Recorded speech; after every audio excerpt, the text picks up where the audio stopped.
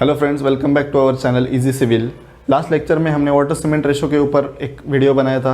अभी उसका पार्ट 2 हम सीखेंगे। लास्ट लेक्चर में जो हमने देखा था उसको रिवीजन करना इसलिए ज़रूरी है क्योंकि हम उसको आगे कंटिन्यू करने वाले हैं। तो हमने देखा था वाटर सीमेंट रेशो रहता है weight of water to the weight of cement का एक रेशो रहता है जिसको हम ग्रेड्स ऑफ द कंक्रीट के साथ रिलेट करते हैं so that we can come to the conclusion of the values. जो वैल्यूज़ दी रहती है वो IS 456-2000 इस IS कोड में दी रहती है। जो हमने देखा है 2 ग्रेड्स रहते हैं। देखो, जो मिक्स बनता है कंक्रीट का जनरली उसमें एक स्टैंडर्ड ग्रेड्स रहते हैं जो M10 से आगे दिए रहते हैं, और नेक्स्ट जो रहता है वो मिक्स डिज़ाइन रहता है। जनरली M25 एंड अबव के ग्रेड्स के लिए हम मिक्स डिज़ाइन यूज़ करते हैं। मिक्स डिज़ाइन का एग्जांपल हमने लास्ट लेक्चर में देखा था, वो मैंने रियल लाइफ एग्जांपल दिया था जो एक साइट पे एग्जीक्यूट किया गया है।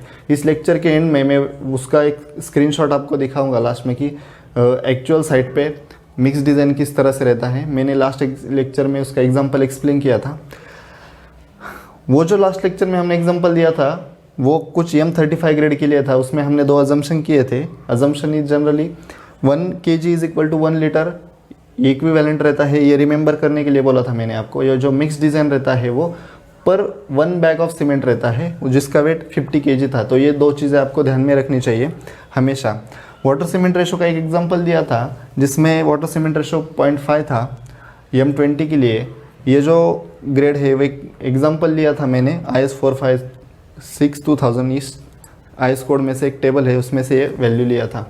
ओके, लास्ट लेक्चर में हमने ये सब देखा था। आज हम इस लेक्चर में देखने वाले हैं कि हमारा स्कोप क्या रहेगा।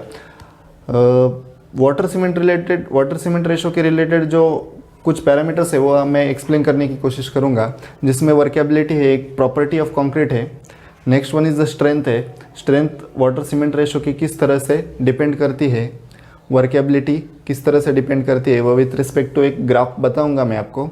मिक्स डिज़ाइन मैंने लास्ट लेक्चर में बताया था, उसको थोड़ा ज़्यादा इलेबरेट करने की कोशिश करूँगा और साइड पे एक्चुअली क्या होता है वो बताने की आपको कोशिश करूँगा। तो दोस्तों, जैसे कि हमने देखा कि हम वर्केबिलिटी पढ़ने वाले हैं। वर्केबिलिटी थोड़ा ब्रीफ में बताऊंगा। वर्केबिलिटी बहुत बड़ी प्रॉपर्टी है जिसको बहुत सारे टर्म्स के साथ रिलेट किया जा सकता है। अभी आपको एक ग्राफ समझ आने वाला हो, इसके लिए आपको एक थोड़ा वर्केबिलिटी समझना ज़रूरी है। लॉ समझाने वाला हो उसके लिए वर्केबिलिटी समझना ज़रूरी है। वर्केबिलिटी उसके वर्ड में ही उसका एक्सप्लेनेशन है। It is the ability of the particular thing to work. तो कंक्रीट के रिलेटेड हम वर्केबिलिटी को रिलेट करते हैं कंसिस्टेंसी के साथ। कंसिस्टेंस मतलब वो कितना इजीली मिक्स होता है, कितना इजीली हैंडल किया जा सकता है, उसको हम रिलेट करते हैं वर्केबिलिटी के साथ। अभी जो हम कंक्रीट को पढ़ रहे हैं तो workability is related in such a way that it is the property of concrete in which it is the ease which we can handle the concrete very easily. इस ईज़ के साथ हम कंक्रीट को यूज़ कर सकते हैं, उसको relate किया है वर्केबिलिटी के साथ। हालांकि ये प्रॉपर्टी बहुत सारे पैरामीटर्स पे डिपेंड रहती है, जैसे कि वाटर कंटेंट, मिक्स प्रोपोर्शन और एग्रीगेट का साइज, सरफेस, उसके बहुत सारे पैरामीटर्स रहते हैं। लेकिन आप अभी ध्यान में रखिएगा कि वाटर कंटेंट, मिक्स प्रोपोर्शन और surface of the aggregate, size of the aggregate के ऊपर वर्केबिलिटी डिपेंड करती है। Now moving with the workability term, हमको जो लॉ पढ़ना है तो 1918 में एक सज्जन थे, एक साइंटिस्ट थे। उन्होंने डब अब्राहम्स उनका नाम था। उन्होंने कहा था, उन्होंने ये रिसर्च दिया था कि स्ट्रेंथ ऑफ द कंक्रीट जो रहती है it is only dependent on the water cement ratio provided that the mix is workable. अगर आपका कंक्रीट का जो मिक्स बना है वो अगर वर्केबल है, इतना इजीली हम उसको यूज़ कर सकते हैं किसी भी काम के लिए, कंक्रीटिंग के किसी भी काम के लिए, अगर हम कौन से भी मिक्सचर को यूज़ कर सकते हैं, तो वो जो कंक्रीट का स्ट्रेंथ रहेगा डायरेक्टली डिपेंड अपॉन वो जो डिपेंडेंट रहता है, स्ट्रेंथ जो डिपेंड रहता है वो डिपेंड रहता है आपके वाटर सीमेंट रेशो के ऊपर। और वो उसने लॉ कुछ इस तरह से दिया था, strength of the concrete is directly dependent upon the water cement ratio. उसने एक फॉर्म दिया था, A/B is the constant and B⁻x is the in which x value denotes the water cement ratio. तो आपको पता लग सकता है कि स्ट्रेंथ डिपेंड है वाटर सीमेंट रेशो के ऊपर। तो दोस्तों, जैसे कि हमने देखा Duff Abrams law states that strength of the concrete directly depends upon the water cement ratio. Water और सीमेंट का अगर मिक्सचर किया जाता है तो उसे सीमेंट पेस्ट बोलते हैं। आपको पता है कि सीमेंट बाइंडिंग मटेरियल है वाटर उसके साथ मिक्स बनने के बाद कुछ एक पेस्ट बनेगा, उसको सीमेंट पेस्ट कहेंगे। और ऐसा कहा जाता है, ऐसा है कि strength of the concrete is directly dependent upon the strength of the cement paste. Cement paste के स्ट्रेंथ के ऊपर सीमेंट कंक्रीट का स्ट्रेंथ डिपेंड रहेगा, ये तो आपको पता चल गया अभी। नाउ सीमेंट पेस्ट का स्ट्रेंथ किसके ऊपर डिपेंड रहेगा? किसी भी चीज़ का स्ट्रेंथ किसके ऊपर डिपेंड रहता है? जिस चीज़ से वो बना है, मतलब उसके इंग्रेडिएंट्स से। सीमेंट पेस्ट में इंग्रेडिएंट्स कौन है? Cement content and water. Now according to the experiments ये पता चला है कि सीमेंट कंटेंट का अगर ज़्यादा रहेगा तो स्ट्रेंथ बढ़ती है, एंड वाटर कंटेंट अगर उसमें कम रहेगा तो स्ट्रेंथ बढ़ती है। मतलब वाटर कंटेंट कम, सीमेंट का कंटेंट ज़्यादा, तो cement paste will be of good strength. अगर सीमेंट पेस्ट का स्ट्रेंथ ज़्यादा रहता है तो अल्टीमेटली कंक्रीट का स्ट्रेंथ ज़्यादा रहेगा। नाउ आपको एक रिलेशन पता होना चाहिए कि water cement ratio is inversely proportional to the strength of the concrete. मतलब इन्वर्सली प्रोपोर्शनल का रिलेशन कुछ इस तरह से है, अगर आपको वाटर सीमेंट रेशो ज़्यादा रहेगा तो उसका स्ट्रेंथ कम रहता है। इन्वर्सली प्रोपोर्शनल का मीनिंग ही कुछ इस तरह से है कि अगर इसका पैरामीटर ऊपर जाता है, मतलब वाटर सीमेंट रेशो बढ़ता है, तो आपका स्ट्रेंथ कम होता है अकॉर्डिंग टू द रिसर्च। इसके लिए मैं आपको एक ग्राफ एक्सप्लेन करूँगा अभी। तो दोस्तों जैसे कि हमने देखा, मैंने अभी बताया आपको water cement ratio is inversely proportional to the strength. मतलब वाटर सीमेंट रेशो जैसे बढ़ता है वो से स्ट्रेंथ कम होती है। इस चीज़ को समझने के लिए मैं आपको एक ग्राफ बता रहा हूँ।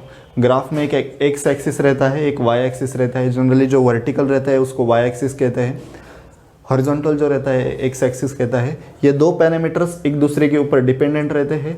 मतलब वो ग्राफ जिस तरह से दिखाएगा उस तरह से उसका रिलेशन होगा। ग्राफ को आपको अगर समझ में नहीं आता है तो आपने कुछ क्रिकेट के मैचेस देखे होंगे जिसमें दोनों टीम का कंपैरिजन करने के लिए ग्राफ दिया जाता है, जिससे हमको ईजिली पता चलता है कि किस टीम का परफॉर्मेंस किस तरह से है। उसी तरह से आपको ये चीज़ समझने के लिए मैंने एक ग्राफ ड्रॉ किया है विथ रिस्पेक्ट टू कुछ एक्सपेरिमेंट्स किए गए हैं, जिसके हिसाब से वाटर सीमेंट रेशो और कंप्रेसिव स्ट्रेंथ एट 28 डेज को हमने एक ग्राफ में डिनोट करने की कोशिश की है। तो उससे ये पता चला है कि फॉर एग्जांपल हम एक एग्जांपल लेंगे जिसकी वजह से आपको ये ग्राफ इजीली समझ में आएगा। 0.1 अगर उसका वाटर सीमेंट रेशो है, ये एक्स वैल्यू डिनोट करती है वाटर सीमेंट रेशो, और ये जो वैल्यूज़ है वो कंप्रेसिव स्ट्रेंथ है इन न्यूटन पर mm स्क्वायर। तो 0.1 के लिए अगर समझो एक कंक्रीट का कंप्रेसिव स्ट्रेंथ आया 50 न्यूटन पर mm स्क्वायर, 0.2 के लिए फॉर एग्जांपल 40 आया, 0.3 के लिए 30 आया, 0.4 के लिए 20 न्यूटन पर mm स्क्वायर आया, और 0.5 वाटर सीमेंट रेशो के लिए कुछ इस तरह से वैल्यू आती है। अगर हम देखेंगे कुछ इस तरह से वैल्यूज़ आती है, एक्स एक्सिस और वाई एक्सिस को हमने कनेक्ट करने के बाद अगर हम इस चीज़ का ग्राफ निकालते हैं, हम इस पॉइंट्स को अगर ज्वाइन करते हैं तो ग्राफ कुछ इस तरह से आता है। ग्राफ कुछ इस तरह से आता है, मैं उसको हाईलाइट करने की कोशिश करूंगा सो दैट आपको समझ में आए। ग्राफ कुछ इस तरह से आता है, थोड़ा पैराबोलिक नेचर का आता है। तो हमको ये चीज़ समझ में आती है कि जैसे जैसे वाटर सीमेंट रेशो बढ़ता है, जैसे जैसे वाटर सीमेंट रेशो बढ़ता है, जैसे जैसे वाटर सीमेंट रेशो बढ़ता है, वैसे वैसे उसका स्ट्रेंथ कम होते जा रहा है। जैसे जैसे वाटर सीमेंट रेशो बढ़ रहा है वैसे वैसे उसका स्ट्रेंथ कम होते जा रहा है। तो मैं यही बताने की कोशिश कर रहा हूँ कि strength of the concrete depend रहते हैं सीमेंट पेस्ट के ऊपर। सीमेंट पेस्ट के ऊपर स्ट्रेंथ डिपेंड रहता है उसका सीमेंट कंटेंट और वाटर कंटेंट के ऊपर। तो जैसे जैसे आप सीमेंट पेस्ट में सीमेंट कंटेंट बढ़ाएंगे वैसे वैसे वाटर कंटेंट हम कम करेंगे, तो उसके हिसाब से सीमेंट पेस्ट का स्ट्रेंथ ज़्यादा रहेगा। सीमेंट पेस्ट का ज़्यादा रहेगा स्ट्रेंथ, तो कंक्रीट का अल्टीमेटली स्ट्रेंथ ज़्यादा रहेगा। तो दोस्तों मैं पूरे लेक्चर को इस तरह से कंक्लूड करने की कोशिश कर रहा हूँ कि लास्ट लेक्चर में हमने उसका डेफिनेशन देखा, स्टैंडर्ड ग्रेड्स ऑफ कंक्रीट के साथ उसके रेशोज़ क्या रहते हैं वो देखा। मैंने लास्ट लेक्चर में एग्जांपल बताया था मिक्स डिज़ाइन का। अभी ये होने के बाद मैं मिक्स डिज़ाइन का थोड़ा इलेबरेटिव फोटो बताऊंगा आपको, सो दैट आप एज ए स्टूडेंट आपको समझ में आए कि साइट पे मिक्स डिज़ाइन किस तरह से यूज़ किया जाता है। दोस्तों अगर आपको ये लेक्चर अच्छा लगा तो आपके दोस्तों के साथ शेयर कीजिए। सिविल इंजीनियरिंग के जितने भी आपके सारे दोस्त हैं उनके साथ ये चैनल को शेयर कीजिए, लाइक कीजिए, सब्सक्राइब कीजिए। Thank you.